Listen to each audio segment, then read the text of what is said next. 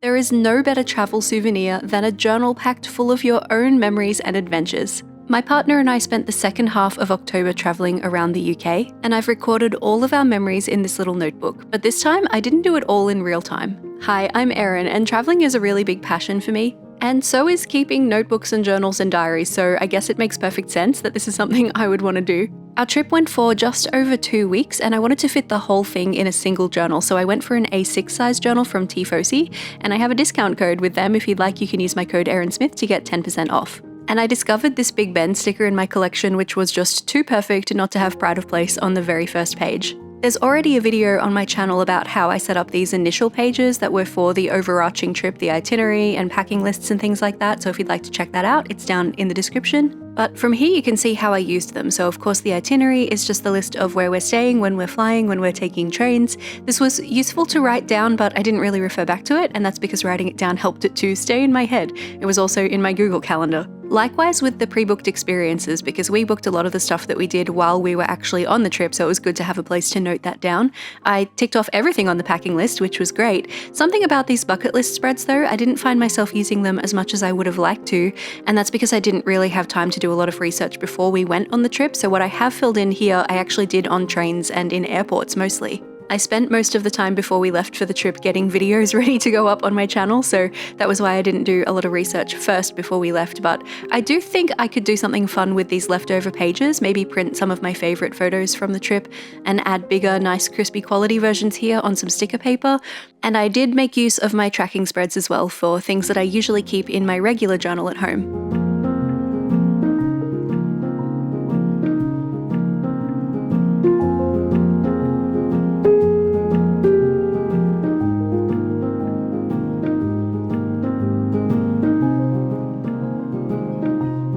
Let's have a tea party. All right, we have to try those.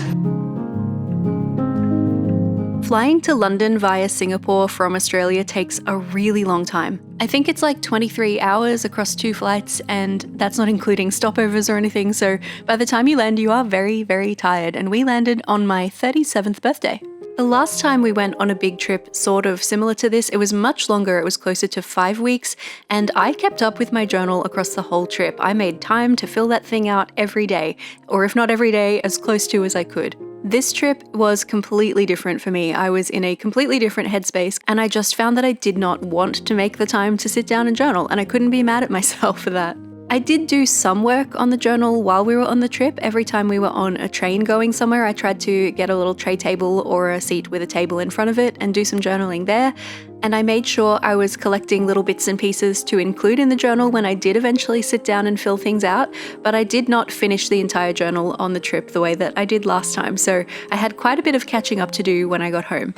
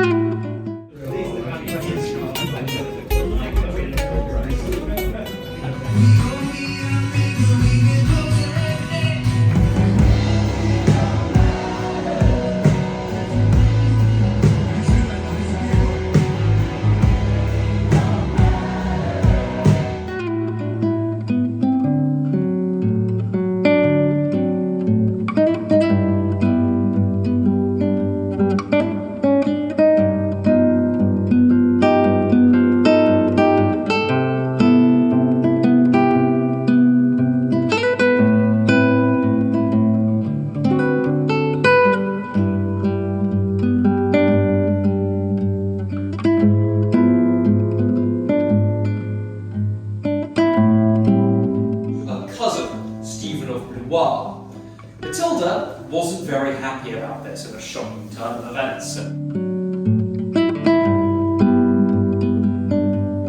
So what do you do when you know you want to keep a travel journal but you don't feel like travel journaling in the moment? You make notes, or at least that's what I did. Every morning at breakfast, I would use Chris's brain as a secondary device, I guess, and we would talk through everything we did in the previous day, and I would make really detailed notes in my notes app in my phone.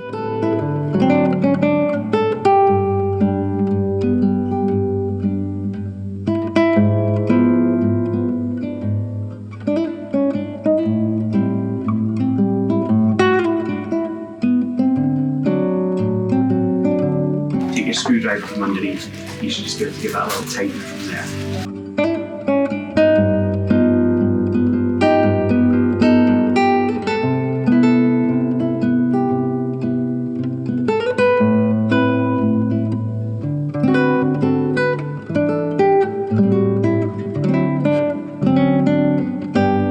So today is the 22nd of October. I have not been journaling. It's really strange. The last time we traveled, I was so on top of my journal. I just made the time.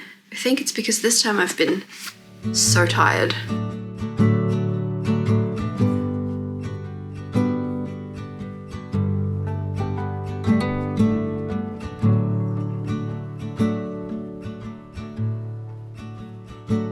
Come on, Barbie, let's go party.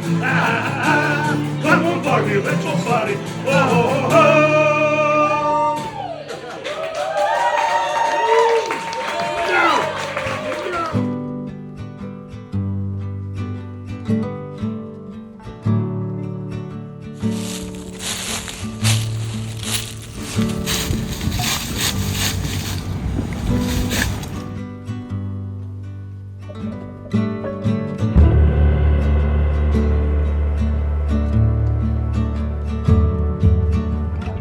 In the end, I came to the decision that my journal is actually just for me, it's not for anyone else, and so the way that I approach it is also totally up to me and not for anyone else to decide on. So I decided to just take all of the pressure off myself and just pick up the journal when I could, devote the time to it that I could, and I didn't actually end up finishing it until January 2025. But because I had all of my notes and my pieces to put in, I could finish it after the fact.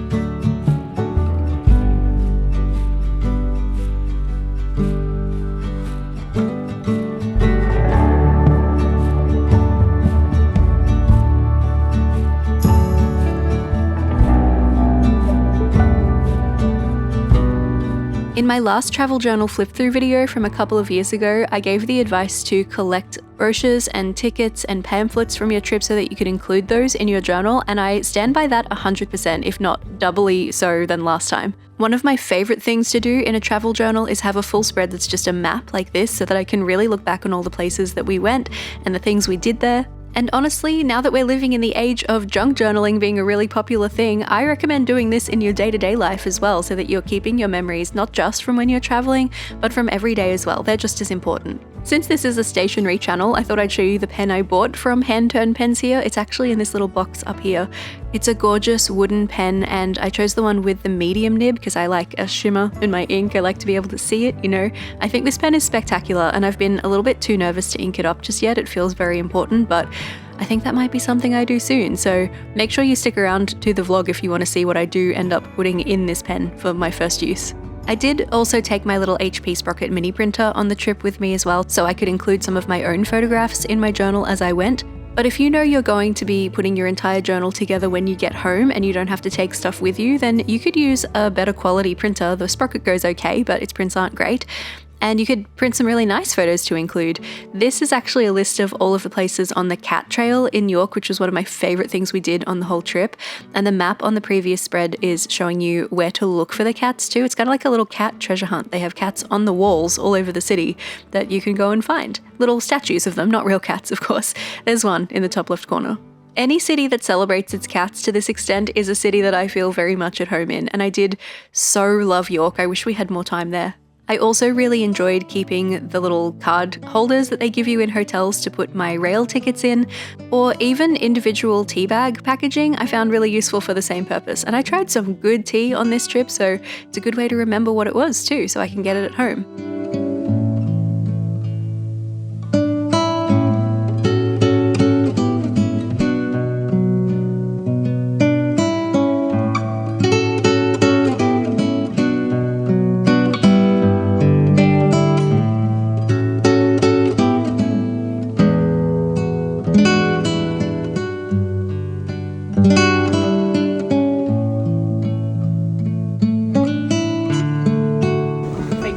Feels like great power in my hands.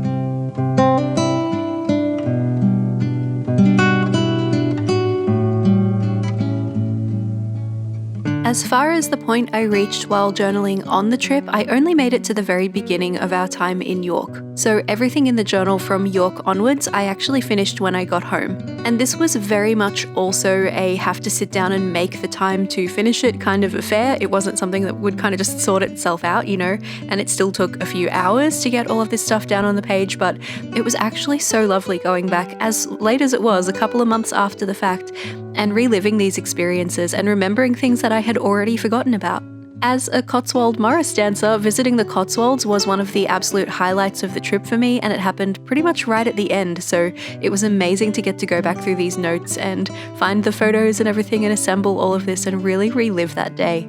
We ended our trip back in London, which is also where we began, and London is really a city that I could see myself living in one day. I have no idea how I would make that happen, and I definitely missed the boat on the young exchange kind of situation that we have with Australia and the UK, but maybe one day. It's a dream for now.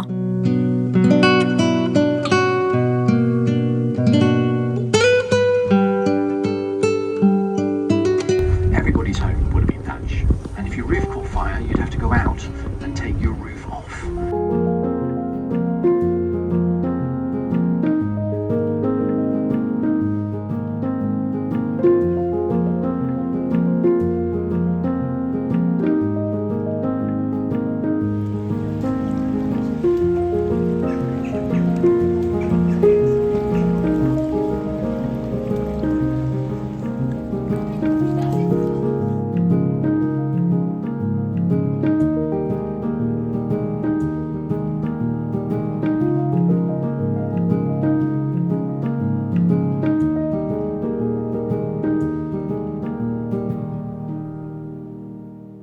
And so all of my memories of this trip are down on the page. I had some photos left over and some bits and pieces that I'd forgotten to include in their chronological correct places, so I took a couple of spreads just to give those a home. There were a few moments in the setup of this journal where I was worried I would run out of pages, but I'm so proud to report I've ended up with 2 full spreads and a single page left over before the very end of the book, which just feels so satisfying. Some of the things I've included, like those little card holders from hotels, are very thick, so I have tested the binding of this book quite a bit. It is positively bulbous now and has completely lost its gold sheeniness on the pages unless you squeeze them back together, but I'm proud of how it's held up.